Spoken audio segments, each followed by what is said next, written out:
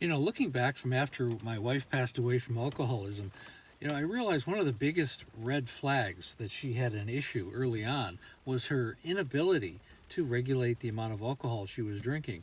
If she had one drink, she had to have 10 drinks. And sometimes she would, be even keeled and be able to maintain it for a period of time. But then you could have an episode where, you'd have a social event with friends or something, and she'd have a couple drinks, and before you know it, we were carrying her out the front door.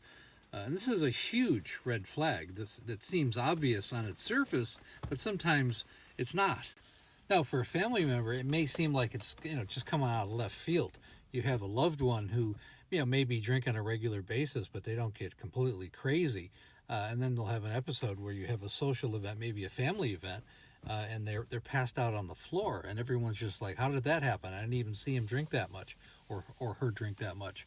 And it's really a red flag. It seems obvious, but when you have situations like this going on, and someone in your family is passing out on the floor or blacking out, or they're disappearing for days, which seems at the time out of character, it's a big red flag.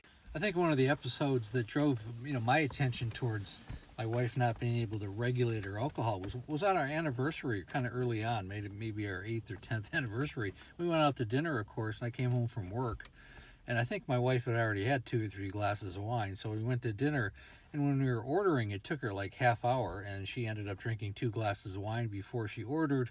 And then the food came, and she just kind of picked at her food, and then kept ordering glasses of wine. Myself, I don't really drink. I think I had a beer. I don't really like to drink and eat dinner at the same time. So after I finished eating, my wife had just really, I think she just had a couple mouthfuls of food. I went to the bathroom because I had to go, and I was only gone for a few minutes. But when I came back, my wife was, on her back, flat, passed out in the middle of the restaurant next to our table. And it was really just an atrocious, embarrassing scene. So what ended up happening is we had to get 2 waiters, and I think for the manager, and they pulled a desk from the back office that had wheels on it, and we were able to get my wife up onto the chair, and we wheeled her out the front door, down the long sidewalk and into my car, and that took quite a while. It probably took a good half hour to be able to do that. And it was just a horribly embarrassing time. But I realized that she did not have the ability to regulate alcohol. It was the first real episode where I realized that she was in trouble. She drank every night, but never to this extent.